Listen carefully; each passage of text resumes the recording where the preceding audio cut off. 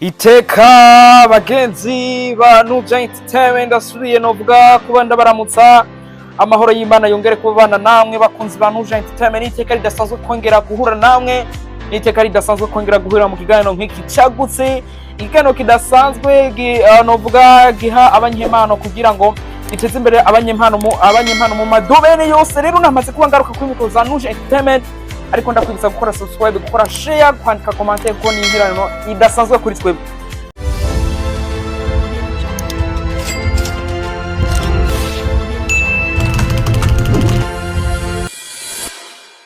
Rero ndasubiye kukuramutsa nongera ndaguha n'ikaze. Wowe wumva ni Jamor Freedom MC, voice of the money, my masterpiece, keeper motivated champion, hori yatojwe, the one and only. I'm back again kuri mikoro za NUJA Entertainment. So nk'ibisanzwe muba mubizi ko dufise video nziza cyane. Ino musire dufise amakuru menshi cyane rikavugwa muri entertainment y'Uburundi, ariko tugira tugaruke ku muririmbyi wacu Drama T Baby Killer, ariko agenda avugisha abantu benshi, agira kubite novuga, agira mare novuga indwi zibiri ari hari mu gihugu cy'u Rwanda, ariko tugira tugaruke kubiriko biramuvugwa ko n'ubu yise Miss novuga Uwase Muyango hariya neza mu gihe gisagara ca Kigali novuga mu gihugu cy'u Rwanda. Nuko ariko ndagusaba ushaka kwamamaza ikintu n'ahandi wakizana turi muri NUJA Entertainment kugira tugikorere ko neza bamaze kubimenya, bariko barabona success. Nuko rero n'amajambo canke n'amavideo ariko aracana novuga ku mbuga nkoranyambaga, novuga neza Drama T n'uwiswe Miss Uwase Muyango hariya novuga mu gihugu cy'u Rwanda. Ni Drama T nkuko menshi kubivuga, agira mareyo novuga nk'indwi zibiri ari mu bikorwa by'akazi, urana ko yari yagiye mu mashuri agiye atandukanye, ariko hari umukobwa Miss Muyango novuga bafitanye novuga imigenderanire idasanzwe mwino Miss. Haribonekeza ubucuti bukomeye hagati y'umuririmbyi Drama T na Miss Uwase Muyango, hazari Miss Photogene Rwanda muri 2019.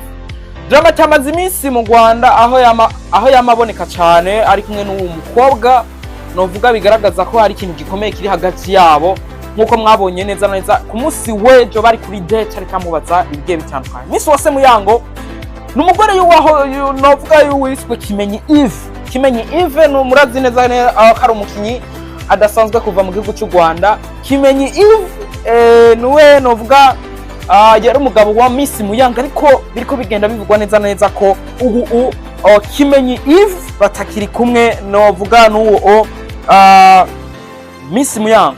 Numu influencers akomeye ku mbuga hwaniro nka TikTok, Instagram, YouTube. Ubu afashe Drama T mu kumushigikira mu kuronka amasho. Turabona nka show aheruka gukorera muri Green Rouge the Minda Center.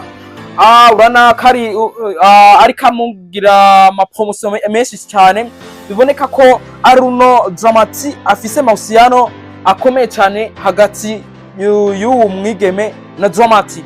Rero benshi bariko bagenda bagaruka ku cy'uwo mugabo wiwe, umugabo wa Miss Muyango, ubu ndavuga Kimenyi Yves, aho novuga benshi bagiye bagaruka kuba bavuga ko neza Drama T ariko yita mu bintu atazi, bivanye nuko uno mugabo biriko bivugwa neza ko bo batarava. Reka makuru dufise nuko byigeze kuba bitangazwa ko Miss Muyango batakiri kumwe n'uwiswe Kimenyi Yves.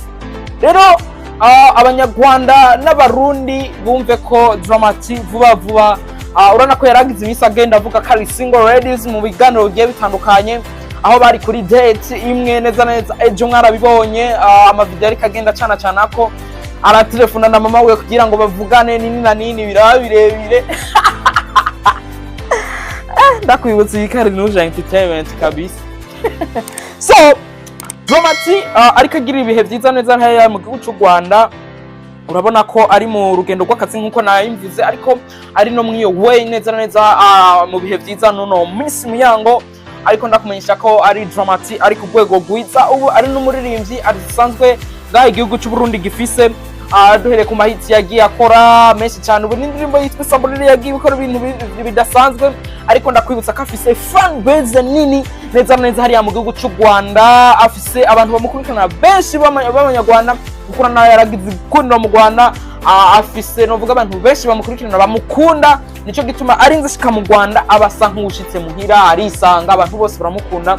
Ni Dramati Baby Kira yakuze kuva kera, yagiye agira ama insolite menshi, baramwagirije Mona Warda, ariko Mona Warda biza kurangira agiye kubakana n'uwiwe, baramwagirije benshi, ariko aguma garuka ko avuga ati ndi single ladies uri tayari, I'm ready, ariko Miss Muyango ndafiza attention kuko vuba mugiye kubona byinshi. Iyi ni NUJA Entertainment, ikiganiro turashoboye, ariko ndagushimira mu mukunzi wa NUJA Entertainment hose mu gukurikirana ibiganiro nk'ibi bica kuri NUJA Entertainment. Kora subscribe, sharinga, andika commentaire, kuko ni nkandi dasanzwe kuri twe. Shimira Kevin kandi va ku biganiro byo kwisagenda baha, ariko nanje yari Jomo Fred, I'm still most of the money, my faster please keep on motivating the champion, the one and only intore ya George. Yari kuri mikro za NUJA Entertainment. Hasta la vista.